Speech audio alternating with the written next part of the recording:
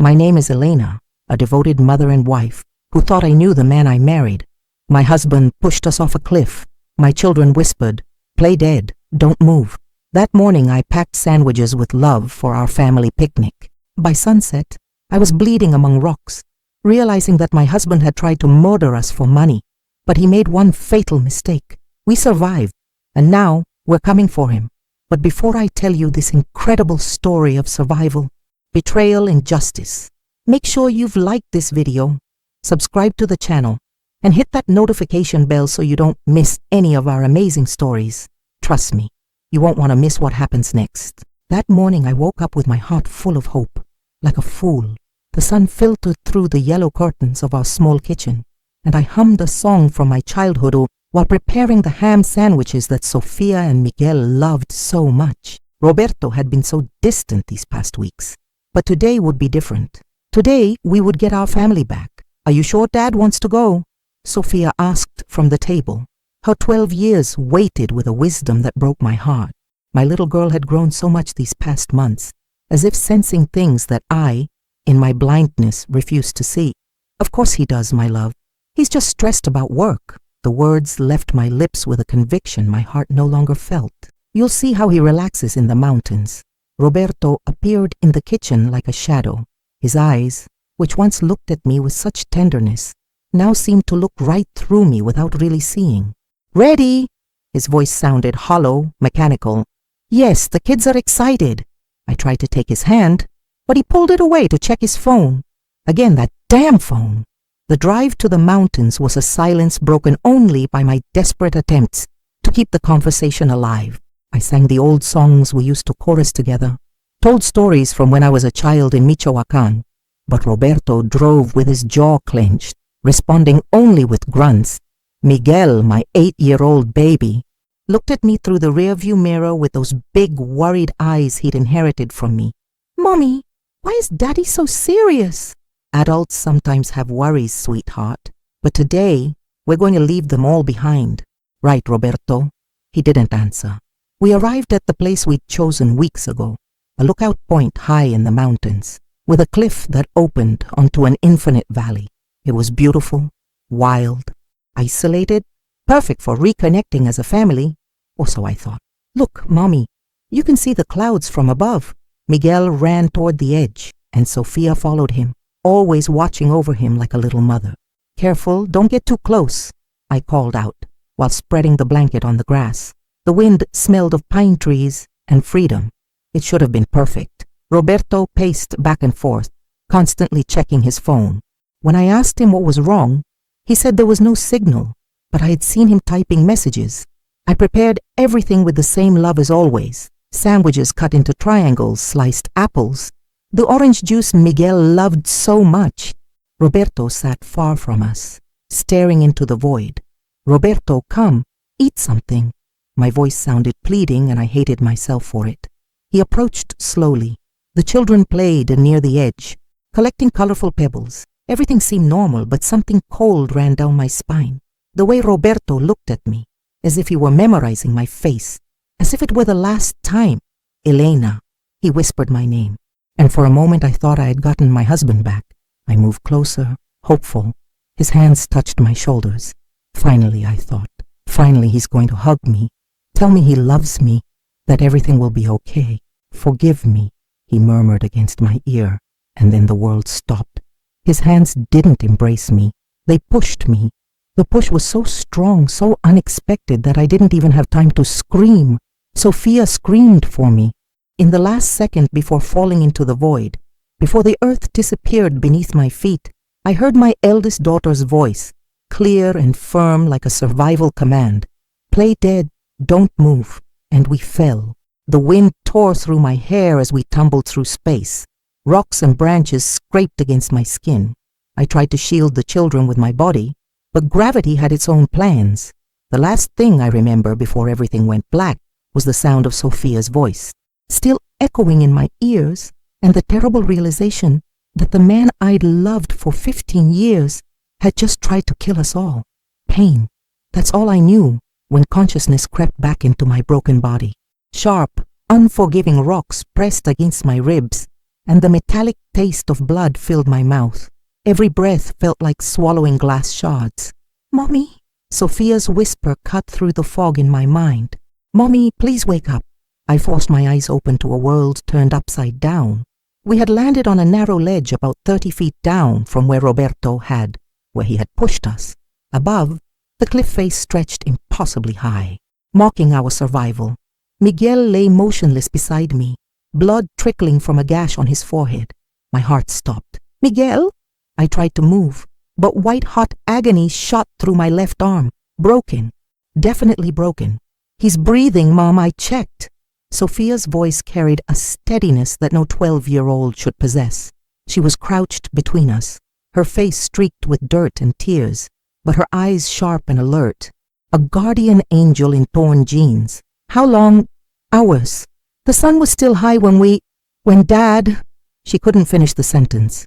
The word "pushed" hung in the air like poison. I struggled to sit up. Biting back a scream, my daughter had a nasty scrape along her cheek, and her right ankle was swollen, but she was conscious. Alive. We were all alive, and that felt like both a miracle and a curse. "Sophia, baby, how did you know what you said up there?" My voice cracked. "Play dead, don't move. How did you—" Her face darkened with knowledge too heavy for her young shoulders. I heard him. "Mom, 3 days ago on his phone. He was in the garage and I was getting my bike. He said," she swallowed hard, "I need to resolve this problem once and for all. Make it look like an accident." I thought he meant work, but when I saw his face today, the betrayal hit me fresh, like ice water in my veins. Roberto hadn't just snapped in a moment of madness. This was planned, calculated, cold. Night fell around us like a suffocating blanket. I gathered both children close, using my body heat to keep them warm. Sophia helped me tear strips from my shirt to wrap Miguel's head wound. His pulse was steady, but weak. "Will he be okay?" she whispered. "He has to be." I kissed the top of her head, tasting salt and terror. "We all have to be." Above us, I strained to hear any sound of rescue. Roberto would have called for help by now, playing the devastated husband who'd lost his family in a tragic accident. The grieving widower. The thought made me sick. Dawn painted the sky pink and gold, indifferent to our nightmare. Miguel's eyelids fluttered and relief flooded through me like warm honey. "Mama?" His voice was small, confused. "I'm here, mi amor. We're all here. Where's Papa?" Sophia and I exchanged a look. How do you tell an 8-year-old that his father tried to murder him? "He went to get help." I lied. The words ash in my mouth. Voices echoed from above. Real voices. Sophia grabbed my good arm. "Should we call out?" I hesitated. What if Roberto was with them? What if this was part of his plan? But Miguel needed medical attention, and we couldn't survive another night on this ledge. "Help!" I screamed with everything I had left. "Help us down here!" The rescue came in a blur of ropes and concerned faces. Paramedics, police, questions I wasn't ready to answer. At the hospital, I spun a careful lie about the accident. We'd been taking photos near the edge when the ground gave way. Roberto must be searching for us. Probably lost in the mountains himself. Dr. James, the ear physician, had kind eyes behind wire-rimmed glasses. Something in his expression told me he'd heard similar stories before, but he didn't push. Not yet. As they wheeled Miguel away for CT scans, he squeezed my fingers. "I'm glad we're okay, Mama." I wasn't sure we were, but we were breathing. We were together. And somewhere out there, Roberto thought we were dead. The house felt like a tomb. When we returned home a week later, every shadow seemed to whisper Roberto's name, and every creak of the floorboards made my heart race. The yellow curtains I'd once loved now hung like jaundiced skin in the afternoon light. "Where's Daddy's car?" Miguel asked, pressing his nose against the living room window. The bandage around his head made him look fragile, breakable. "He's still on that business trip, remember?" The lie slid off my tongue too easily now. "He'll call soon." But Roberto hadn't called, hadn't come home, hadn't even filed a missing person report for his supposedly lost family. That silence spoke louder than any confession. Rosa Martinez from next door appeared at our doorstep within hours, carrying a casserole that smelled like pity and curiosity in equal measure. Her dark eyes darted past me into the house, searching. "Mija," Where is Roberto? People are asking questions. The police came by yesterday looking for him. My blood turned to ice. The police. Something about the rental car company. They found his car abandoned at the mountain trail. Rosa stepped closer, lowering her voice. Elena, what really happened up there? I forced my face into a mask of confused worry. I don't know. We got separated during the accident. He said he was going for help, but we haven't heard from him since. I'm so worried. Rosa's eyes narrowed slightly, but she nodded. Of course, querida, these things happen. Mountains can be dangerous. She paused, watching my face. Did he say anything about traveling? Maybe he had to leave suddenly for work. There was something in her tone that made my skin crawl. Too casual, too knowing. That evening, after the children were asleep, I crept into Roberto's study. The room still smelled like his cologne, sandalwood and lies. I'd never gone through his papers before. Trusting him completely, what a fool I'd been. The desk drawer was locked, but I remembered seeing him hide the key behind his baseball trophies. My hands shook as I opened folder after folder of documents I'd never seen before. Credit card statements showing thousands in debt, loan papers with my forged signature, and there, at the bottom, an insurance policy on my life for $500,000, dated just 2 months ago. I stared at the policy until the numbers blurred. He'd been planning this for months, planning to kill me, to kill our children, all for money. The phone rang, sharp and sudden, in the quiet house. I grabbed it on the second ring, hoping not to wake the kids. Silence. Then a voice I didn't recognize, gravelly and cold. We know you're alive. This wasn't part of the plan. My heart hammered against my ribs. Who is this? Roberto owes people money. Important people. Your life insurance was supposed to cover his debts. The voice paused. Now we have a problem. I don't know what you're talking about. Don't lie to us, Mrs. Vasquez. We'll be in touch. The line went dead. I stood frozen in the study, the insurance policy trembling in my hands. Not only had Roberto tried to kill us, but he'd promised our deaths to dangerous people, people who now knew we were alive. Sophia appeared in the doorway, silent as a ghost in her pajamas. Mom, who was on the phone? I quickly shuffled the papers back into the drawer. Wrong number, baby. Why aren't you sleeping? She studied my face with those 2 old eyes. You found something, didn't you, about Dad? There was no point in lying to her anymore. Sophia had saved our lives with her quick thinking. She deserved the truth, or at least part of it. Your father. He's in trouble. Bad trouble, and now we might be too. She nodded solemnly, as if she'd been expecting this. The man I heard him talking to that day, he sounded angry, scary. I pulled her close, breathing in her familiar scent of strawberry shampoo and childhood innocence that was fading too fast. We're going to figure this out, okay? But we need to be very careful, very smart, like staying dead. My daughter's words chilled me to the bone. Yes, baby, like staying dead. Outside, a car engine idled slowly past our house, then another. The shadows seemed darker suddenly, full of watching eyes and waiting threats. Roberto wasn't just gone. He was hunting us from wherever he was hiding, and he wasn't alone. Dr. James's unexpected knock came at noon, when the autumn sun streamed through the windows, but failed to warm the chill in my bones. I peered through the peephole, my heart racing at any unexpected visitor these days. Mrs. Vasquez, I wanted to check on Miguel's recovery.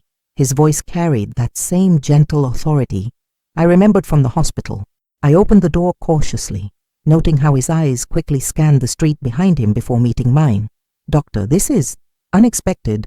May I come in? There are things we should discuss? Something in his tone made me step aside. Dr. James entered our small living room where Miguel was coloring at the coffee table. His head wound, healing well but still tender. Sophia looked up from her homework, immediately alert to the adult tension in the room. Kids, why don't you go play in your rooms for a bit? I suggested. Mom? Sophia started to protest. It's okay, Dr. James said gently. Actually, Sophia should hear this too. She's the reason you're all alive. My daughter's eyes widened, but she stayed put. Miguel, sensing something important, abandoned his crayons. Dr. James sat forward, his hands clasped. Elena, in my 15 years as an ER physician, I've seen many accident victims. I've also seen many who weren't accidents. He paused, studying my face. Your injuries, they tell a different story than the one you gave the police. My throat tightened. I don't understand. The pattern of bruising on your shoulders? The way you all landed? The fact that your husband never showed up or filed a missing person report? His voice was matter-of-fact but kind. Someone pushed you. Sophia moved closer to me on the couch. How did you know? I've worked with domestic violence cases before. I also volunteer at a women's shelter downtown. He reached into his jacket and pulled out a business card. This is Carmen Rodriguez. She helps families in dangerous situations. I stared at the card, my hands shaking slightly. Why are you telling us this? Because you're in danger, all of you, and because I think you're good people who don't deserve whatever hell you've been thrown into. Miguel tugged at my sleeve. Mama, what's domestic violence? Before I could answer, Dr. James knelt to Miguel's level. It's when someone who's supposed to love and protect you tries to hurt you instead. But the important thing is that there are people who want to help. That's when I broke. The tears I'd been holding back for days came flooding out, and I told him everything. The phone call from Roberto's creditors, the insurance policy, the growing certainty that my husband had tried to murder us for money. Dr. James listened without judgment, occasionally nodding or asking clarifying questions. When I finished, he was quiet for a long moment. Elena, you need to disappear. Officially, if Roberto is involved with loan sharks or worse, your family is in immediate danger. But where can we go? I don't have money. And if they're watching, Carmen has resources, safe houses, legal aid, ways to protect families while building cases against their abusers. Sophia had been silent through most of this conversation, but now she spoke up. What about school, our friends? Dr. James's expression softened. I know it's hard, sweetheart, but staying alive is more important than staying in one place. A sound from the basement made us all freeze. Footsteps, slow, deliberate. My blood turned to ice. Stay here, I whispered, grabbing a kitchen knife from the counter. Elena, wait. Dr. James started to follow me, but I was already at the basement door. I know you're down there, I called out, surprised by the steadiness of my own voice. Silence, then Rosa's voice, shaky and afraid. Elena, don't hurt me, please. I found her crouched by Roberto's workbench, a small box in her hands filled with what looked like documents and cash. Her face was streaked with tears, and her hands trembled violently. Rosa, what the hell are you doing in my house? He gave me a key, she whispered.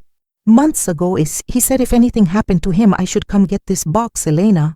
I'm so sorry. I knew what he was planning, and I didn't warn you. The knife slipped from my numb fingers and clattered to the concrete floor. You knew. He said he was in trouble. Bad people were after him, and the only way out was, she couldn't finish, was to kill us. I completed the sentence, my voice hollow. Dr. James appeared at the top of the stairs. Everything okay down there? No, I called back. Nothing is okay. But as I stared at Rosa's guilty, terrified face, I realized something important. She was scared too, which meant she might be willing to help us catch the man who'd destroyed both our lives. Rosa, I said carefully, how much do you really know about Roberto's plans? Rosa's confession spilled out like poison from a wound that had festered too long. We sat in my kitchen. Dr. James, Carmen Rodriguez, who had arrived within the hour, and the children who refused to leave my side. Trust had become a luxury we couldn't afford. He came to me 3 months ago, Rosa whispered, her hands wrapped around a cup of coffee that had long since gone cold. Said he was in debt to some very dangerous people, $20,000 to loan sharks who don't negotiate payment plans. I felt sick. 20,000, how? Gambling, online poker, sports betting.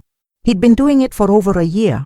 Rosa's eyes were red-rimmed with guilt. He showed me the threats they were sending. Photos of our neighborhood, of you and the kids. Miguel pressed closer to me on the couch. At 8, he understood enough to be frightened. Carmen, a woman in her 40s with steel gray hair and eyes that had seen too much, leaned forward. Rosa, what exactly did he ask you to do? Watch you? Report your schedule when you went shopping, when the kids had school events, when you'd be alone? Rosa's voice broke. He said he just needed to know you were safe, that he was trying to protect you from these men. The betrayal cut deep. But I forced myself to stay focused. What else? After the accident, I was supposed to comfort you, be your shoulder to cry on, help you with the funeral arrangements. She looked at me with desperate eyes. Elena, I thought he was going to stage his own death too. I never imagined he would actually try to kill you and the children. Sophia's voice was steady but cold. You took money from him. It wasn't a question. My daughter had developed an unsettling ability to read people. Rosa nodded miserably. $500 a month. My husband lost his job, and we were behind on rent. Roberto said it was just for watching out for you, like being a paid friend. Dr. James spoke up. Rosa, do you have any evidence, recordings, messages, anything that proves Roberto's involvement with these loan sharks? She reached into her purse with shaking hands and pulled out a small digital recorder. I recorded some of our conversations. I was scared of getting in trouble, so I wanted proof that he made me do it. Carmen took the device, her expression grim. This could be very helpful, but Rosa, you realize you're in danger now too. If Roberto's creditors think you know too much. A car door slammed outside, and we all froze. Through the living room window, I saw a black sedan parked across the street. 2 men in dark clothes sat inside, not even trying to be subtle about their surveillance. They're here, Rosa whispered, her face draining of color. Elena, they know where you live. Roberto must have told them. Doctor, James moved to the window, carefully peering around the curtain. How many people did your husband owe money to, Elena? I don't know. I didn't even know he was gambling. The helplessness in my own voice made me angry. How could I have been so blind? Carmen was already on her phone, speaking in rapid Spanish to someone on the other end. When she hung up, her expression was all business. We need to move you today. I have a safe house across town, but we need to be smart about this. Miguel started crying quietly. I don't want to leave home. Sophia put her arm around her little brother, but I could see the fear in her eyes too. Mom, what about school? What about our friends? What about staying alive? Dr. James said gently. Kids, I know this is scary, but your mom is one of the bravest women I've ever met, and she's going to keep you safe. Rosa stood up suddenly, pacing to the kitchen window. There's something else, something I didn't tell you. She turned back to us, tears streaming down her face.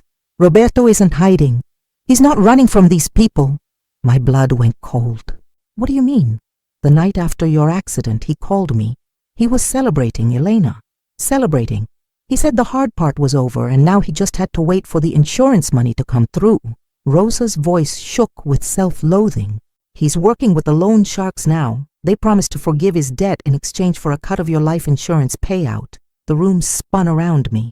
He's alive. He's close by. He's planning to come back in a few weeks, playing the devastated widower who searched for his family until he collapsed from grief. There will be a memorial service, sympathy from the community, and a very large insurance check. Carmen cursed in Spanish. How large is the policy? $500,000, I whispered. The silence that followed was broken by Sophia's voice, calm and determined. So we need to catch him before he catches us. I looked at my 12-year-old daughter. Seeing Roberto's strategic mind behind her young face, but without his cruelty, she was right. Running would only delay the inevitable. How? I asked. Carmen smiled grimly. We make Roberto think his plan is working perfectly. And then we destroy him. Outside, the black sedan's engine started. But this time, I wasn't afraid. I was furious. The plan was insane, dangerous, and absolutely necessary. We had 48 hours to make Roberto believe his perfect crime had worked flawlessly. Carmen had moved us to her safe house, a modest duplex in a neighborhood where nobody asked questions, and everyone minded their own business. The walls were thin, the furniture second-hand, but it felt safer than our home had in months. Rosa will tell Roberto that you died from internal injuries 3 days after the rescue, Carmen explained, spreading photos and documents across the small kitchen table. She'll say the children are staying with your sister in Phoenix. Miguel looked confused. But we don't have an aunt in Phoenix. Roberto doesn't know that, Sophia said, with a calculating tone that sometimes frightened me. My daughter was learning to think like a strategist, and I wasn't sure how I felt about that. Dr. James had taken leave from the hospital to help us. I falsified medical records showing Elena's death from internal bleeding. If Roberto tries to verify through the hospital, the story will hold up. I stared at the fake death certificate with my name on it. Elena Maria Vasquez, age 35, cause of death. Internal hemorrhaging due to blunt force trauma. It felt surreal reading my own obituary. What about the insurance company? I asked. Carmen smiled coldly. That's where we catch him. Insurance fraud investigators love cases like this. They'll be watching every move he makes. Rosa had been quiet through most of the planning, guilt weighing on her shoulders like lead. Finally, she spoke up. What if he doesn't believe me? Roberto isn't stupid. He'll believe you because he wants to. Dr. James said, guilty people are paranoid, but they're also desperate to think they've gotten away with murder. The first test came that evening. Rosa called Roberto from her house. With all of us listening on speakerphone, Carmen had coached her on exactly what to say. Roberto, thank God you're safe. I've been so worried. Rosa's voice was perfect, shaky, grief-stricken, believable. Rosa. Roberto's voice made my skin crawl. He sounded relieved, even excited. I just got back to town. I've been searching for days. The police found my car, but no sign of Elena and the kids. Please tell me they're okay. His acting was flawless. If I hadn't known the truth, I would have believed him completely. Roberto, I have terrible news. Rosa's voice broke convincingly. They found Elena and the children. Elena, she didn't make it. Internal bleeding. The doctors tried everything. A pause, then Roberto's voice, carefully modulated with just the right amount of devastation. No, this can't be happening. My Elena, my beautiful Elena. I had to bite my hand to keep from screaming. The children are alive, but traumatized. Elena's sister came from Arizona to take them. I'm so sorry, Roberto. Sister. Elena doesn't have a... Roberto caught himself. I mean, which sister I should call her? Maria, she didn't leave a number, said she needed time to process everything. Rosa was improvising brilliantly. Roberto, where have you been? Everyone's been looking for you. I fell down a ravine looking for them, hit my head, wandered around for days before finding a road. His lies flowed like water. I'm at a motel outside town. Can you help me with the arrangements? I can't think straight. Of course. But Roberto, the medical bills from the hospital, they're enormous, and Elena's funeral. Don't worry about money. Elena had life insurance. A lot of it. The eagerness in his voice made me sick. I just need time to process the claim. After he hung up, we sat in stunned silence. Even Carmen looked shaken. He's good, she said finally. Very good. Sophia was staring at the phone with an expression I'd never seen before. Pure hatred. He's happy she's dead. He's actually happy. Miguel had been coloring quietly at the table, but now he looked up with his innocent 8-year-old eyes. Mama, why does Daddy want us to be dead? How do you explain evil to a child? How do you tell them that sometimes the people who should love you most are the ones who want to destroy you? Because he's sick, baby, sick in his heart and his mind. Dr. James knelt beside Miguel's chair. But you know what? Good people are stronger than sick people, and we're going to prove that. That night, as the children slept in the safe house's tiny bedroom, Carmen showed me surveillance photos taken by the insurance investigators. Roberto at a casino, laughing with friends. Roberto shopping for expensive clothes. Roberto meeting with men in suits who looked like they'd break kneecaps for a living. He's already spending your insurance money in his head, Carmen said. That's going to be his downfall. I studied the photos. This stranger who wore my husband's face. How long before he files the claim? My contact at the insurance company says he'll probably wait a week or two. Make it look like he's grieving, reluctant to deal with business. And then, Carmen's smile was predatory. Then we spring the trap. Outside, the city hummed with normal life. People going home to families they trusted, sleeping peacefully in beds they felt safe in. I envied them their ignorance, but I had something they didn't have. I had righteous fury, and I had allies who understood that sometimes justice has to be taken, not given. Everything went wrong. At 3:17 a.m. on a Tuesday night that should have been quiet and safe, I woke to the sound of breaking glass, that distinctive crash that turns blood to ice water and sets every nerve on fire. In the darkness of the safe house bedroom, I could hear Miguel's frightened whimpering and Sophia's sharp intake of breath. "Stay down," I whispered, my hand finding the baseball bat Carmen had left beside the bed. "Don't make a sound." But I knew it was too late for hiding. Roberto had found us. His voice drifted through the thin walls, casual and confident. "Elena, mi amor, I know you're in there. You always were terrible at playing dead." My heart hammered so hard I was certain he could hear it. How had he discovered our deception? How had he found us? "Come on, baby. Don't make this harder than it has to be. Bring the kids out and we can talk like civilized people." Sophia gripped my arm, her whisper barely audible. "The window." I shook my head.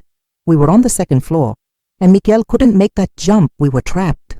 Carmen's voice came from somewhere in the house, steady and professional. "Roberto Vasquez, this is Carmen Rodriguez with the district attorney's office. The house is surrounded. Put down your weapon and come out with your hands up." Roberto's laugh was cold and bitter. "Surrounded, I count 2 cars and maybe 4 people. Elena always did surround herself with amateur heroes." I heard Dr. James's voice next. "Roberto, no one has to get hurt here. Just walk away." "Walk away." Roberto's tone sharpened with rage. "From $500,000, from the life I planned." "I don't think so, doctor." A crash from the living room. He was inside. Miguel started crying, quiet sobs that broke my heart. Sophia pulled him close, her face set with a determination that reminded me painfully of Roberto, before I knew what he really was. "Mom," she whispered, "the recordings Rosa made, do you still have them?" I nodded, touching the small device in my pajama pocket. "Turn it on. Whatever happens, we need proof." Smart girl. My brilliant, brave daughter was thinking like a survivor, even with her father hunting us through a dark house.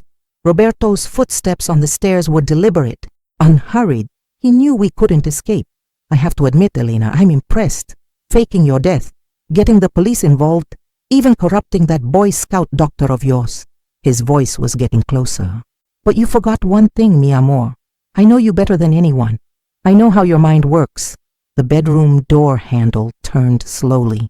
"You could never just disappear. You're too proud, too stubborn. You had to try to destroy me." The door opened with a soft creak. "That's why I married you, Elena. That fire in you. Too bad it's going to get you killed." He stood silhouetted in the doorway, and for a moment he looked like the man I'd fallen in love with 15 years ago. Tall, broad-shouldered, handsome in a rough way that had once made me feel safe. Now those same features looked predatory, dangerous. The gun in his hand caught the pale streetlight from the window. "Hello, family," he said softly.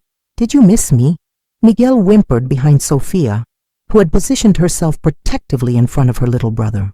"Roberto," I said, surprised by how steady my voice sounded. "You don't want to do this. Think about what you're giving up. You can still walk away." "Walk away from what?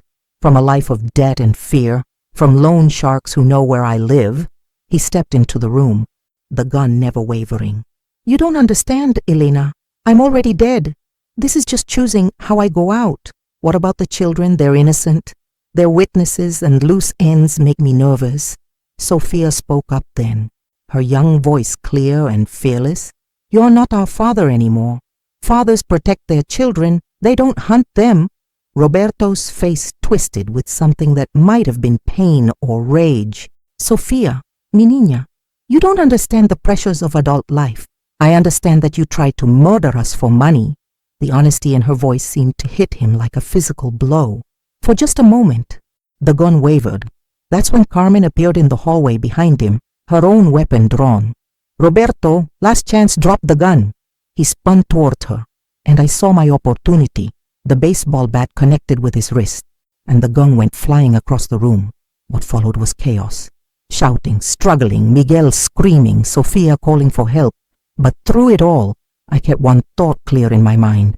We were not going to die tonight, not if I had anything to say about it. And as Roberto and I fought for our lives in that cramped bedroom, I realized something profound. I was no longer the trusting, naive woman who had prepared sandwiches for a family picnic. I was someone harder, smarter, and infinitely more dangerous. I was a mother protecting her cubs, and mothers, I had learned, could be absolutely terrifying when cornered. The moment Roberto's gun skittered across the floor, everything changed. I wasn't Elena the victim anymore. I was Elena the fighter, and I had 15 years of suppressed rage fueling every move I made. Roberto lunged for the weapon, but I was faster. The baseball bat caught him across the shoulders, and he stumbled forward with a grunt of pain and surprise. "Carmen!" I shouted, but she was already moving, kicking the gun under the bed and out of reach. Roberto spun toward me, his face contorted with fury. "You stupid bitch!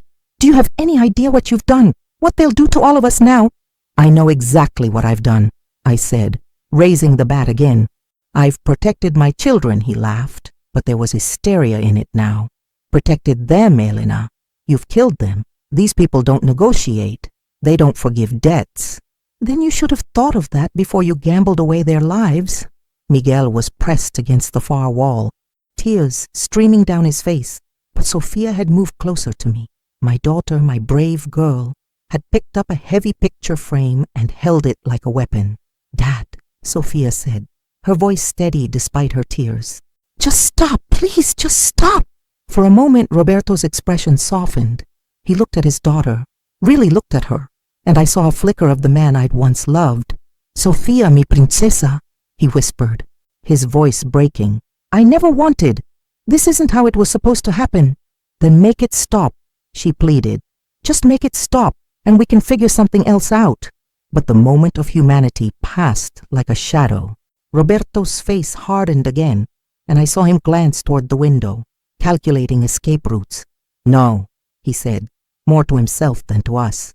"It's too late, way too late." He moved toward Sophia, and every maternal instinct I possessed exploded into action. I threw myself between them, the bat clattering to the floor as I wrapped my arms around my daughter. "You want to hurt them? You go through me first." Roberto stared at me, and for a heartbeat I thought he might back down. Then his hands reached for my throat, and I knew with crystal clarity that this man, this stranger wearing my husband's face, was going to kill me. But Miguel, my sweet 8-year-old baby, had been watching from the corner. As Roberto's fingers closed around my neck, Miguel did something that still takes my breath away. He grabbed Roberto's ankle and bit down as hard as he could. Roberto screamed and released me. Stumbling backward, Dr. James chose that moment to burst through the door, and suddenly the small bedroom was full of people and noise and confusion. In the chaos, I heard Carmen shouting into her radio, "Suspect in custody, we need medical." But Roberto wasn't in custody. He was wounded, desperate, and more dangerous than ever. As Dr. James helped me to my feet, Roberto made one last desperate play. He grabbed Sophia's wrist and pulled her toward the window. "Let me go, or I take her with me," he snarled. Time slowed. I could see the calculation in Roberto's eyes, the same cold logic that had led him to push us off a cliff. He wasn't bluffing. "Roberto," I said carefully, "she's your daughter." "She's a witness," he replied flatly, "and witnesses are liabilities." That's when I understood something fundamental about the man I'd married. There had never been love there. Not really. There had been possession, control, convenience, but love. Love doesn't calculate the worth of a child against the size of a debt. Sophia looked at me across that small room, and I saw my own determination reflected in her eyes. She was Roberto's daughter genetically, but she was my daughter in every way that mattered. "Mom," she said calmly, "remember what you taught me about bullies." I did remember. "Stand up to them, don't let them see you're afraid, and sometimes you have to fight back." Sophia suddenly went limp in Roberto's grip, dropping her full weight and throwing him off balance in that split second of confusion. I lunged forward and tackled Roberto with everything I had. We went down together, crashing into the dresser, picture frames shattered, books scattered, and Roberto's head struck the corner of the nightstand with a sickening thud. He went still. Carmen was beside us instantly, checking for a pulse while Dr. James examined the wound. Blood seeped from Roberto's temple, and his breathing was shallow but steady. "He's alive, Doctor," James said, "concussed but alive." As the police sirens grew louder outside, I gathered my children close. Sophia was shaking now, the adrenaline wearing off and leaving her looking like the scared 12-year-old she really was. Miguel clung to me, his small body trembling. "Is it over, Mom?" Sophia whispered. I looked at Roberto's unconscious form, then at the recording device, still running in my pocket, then at Carmen, who was already coordinating with the officers downstairs. "Yes, baby," I said, and for the first time in months I actually believed it. It's over. But even as I held my children and felt the weight of safety settling over us like a blanket, I knew this was just the end of one nightmare. Tomorrow would bring new challenges, lawyers, trials, healing from trauma that would take years to fully process. Tonight, though, we were alive, we were together, and we were finally, truly free. 6 months after the night that changed everything, I stood in the kitchen of our new apartment, watching the morning sun paint golden streaks across unfamiliar walls. The coffee smelled the same as it had in our old house. But everything else was different. We were different. "Mom, I got the job." Sophia burst through the front door, still in her school uniform, but glowing with pride. At 13, she'd convinced the local animal shelter to let her volunteer on weekends.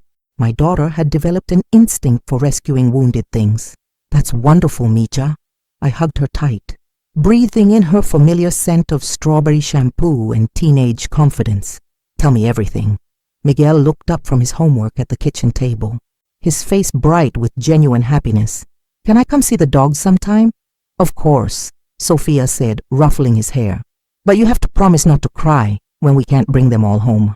I watched them interact with a mixture of pride and amazement. The children had adapted to our new life with a resilience that constantly surprised me. Yes, there were still nightmares. Sophia sometimes woke up screaming and Miguel drew pictures that worried his teachers. But there were also moments like this, when they seemed lighter somehow, as if surviving Roberto's betrayal had taught them they could survive anything. Dr. James, David, as I'd learned to call him, knocked on our door just as I was setting the table for dinner. Over the months, he'd become more than our doctor, more than our rescuer. He'd become family. "Perfect timing," I said, letting him in. Miguel made dessert. "I made Jell-O," Miguel announced proudly. "All by myself." David laughed, the sound warm and comfortable in our small space. "My favorite. Did you remember the whipped cream?" As we sat around the dinner table, I marveled at how normal this felt, how safe. Roberto was serving a 15-year sentence for attempted murder, insurance fraud, and a dozen other charges. His loan shark associates had been arrested in a separate sting operation. We were finally, truly free, but freedom, I'd learned, wasn't the same as healing. "Elena," Carmen called that evening after the children were asleep. "How are you doing? Really doing?" Carmen had become more than a social worker to us. She'd become a friend, a mentor, a lifeline during the darkest moments of the legal proceedings. "Some days are harder than others," I admitted, curling up on the couch with a cup of tea. I still catch myself looking over my shoulder sometimes. Still have moments where I wonder if I could have seen the signs earlier. That's normal. Trauma doesn't follow a timeline. The kids are doing better than I am, honestly. They're so resilient. They learned that from you. You know, children don't develop that kind of strength in a vacuum. Through the window, I could see the lights of the city. Thousands of people living their own complicated lives. I'd started working at a women's shelter 3 months ago, helping other survivors navigate the legal system and find their footing. It was hard work, emotionally draining, but it gave meaning to what we'd survived. Sophia emerged from her bedroom in her pajamas, that serious expression she wore when she had something important to say. "Mom, can I ask you something?" I patted the couch beside me. "Always. Do you think Dad ever really loved us, or was it all just pretending?" The question I'd been dreading. The one I'd asked myself 1,000 times in the sleepless hours after midnight.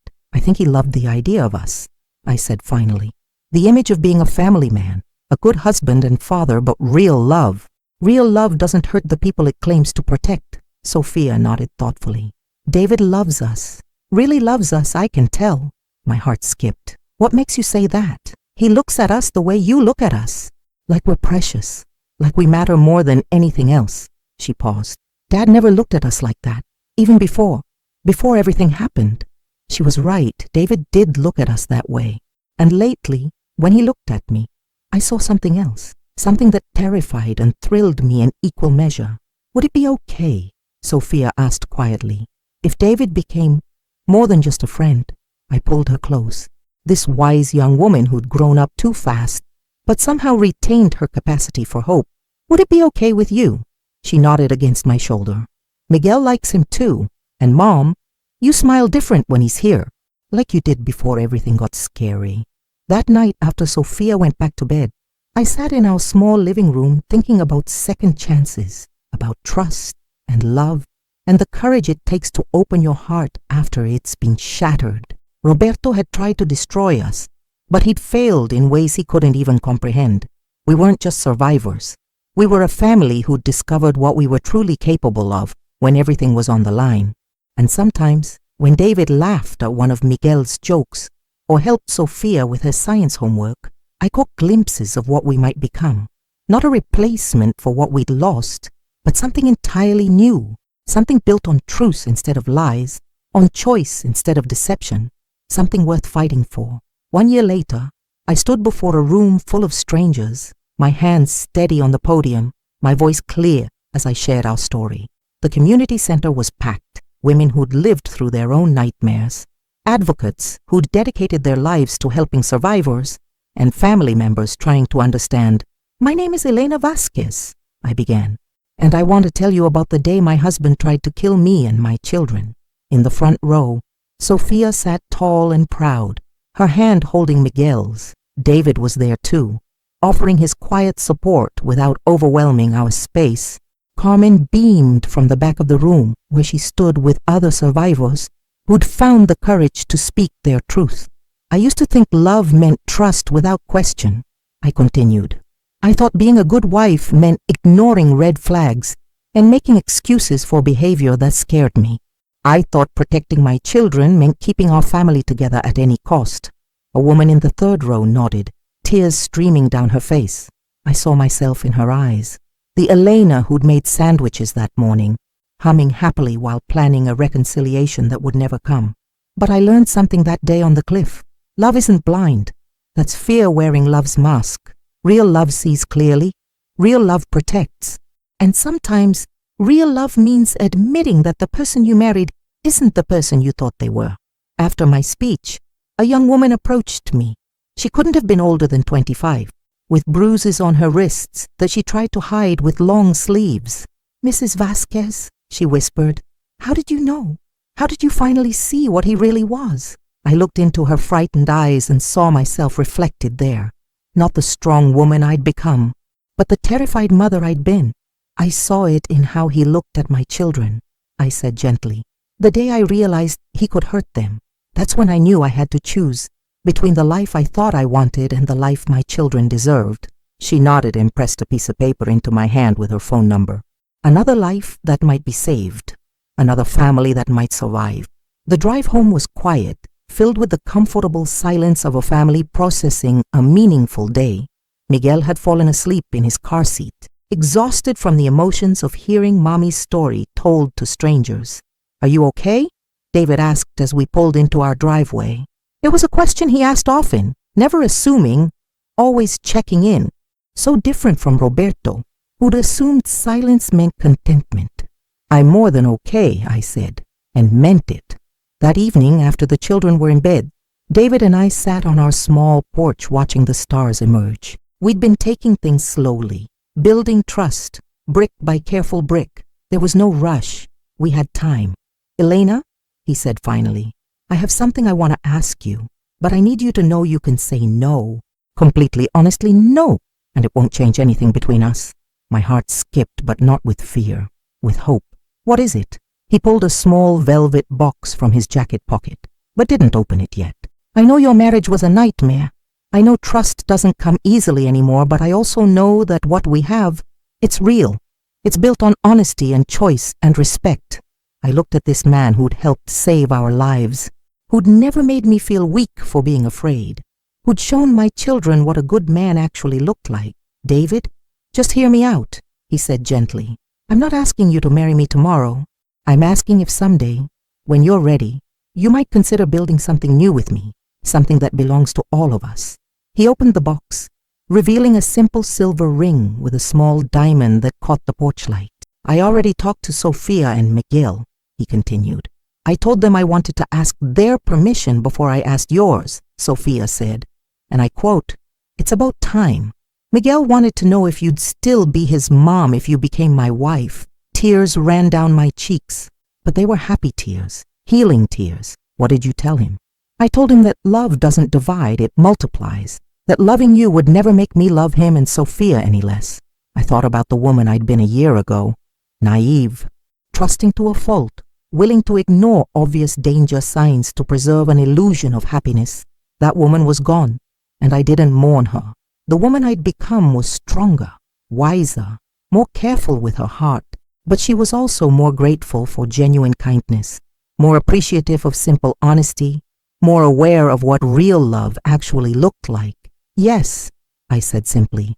David's face lit up with joy as he slipped the ring onto my finger. It fit perfectly, not too tight, not loose enough to slip off, safe and secure.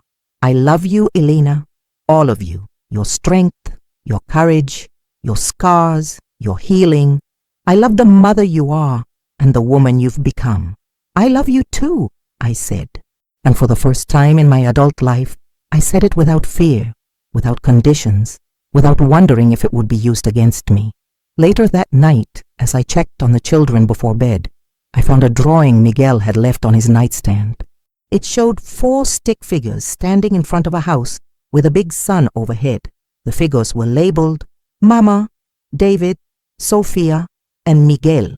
At the top of the page, in his careful 7-year-old handwriting, he'd written, "My new family." I kissed his forehead and whispered a prayer of gratitude for second chances, for children who heal faster than adults, for the possibility of love without fear.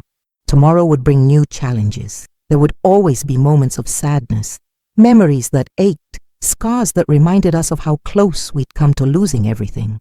But tonight, we were safe, we were loved, we were home, and that, I had learned, was everything.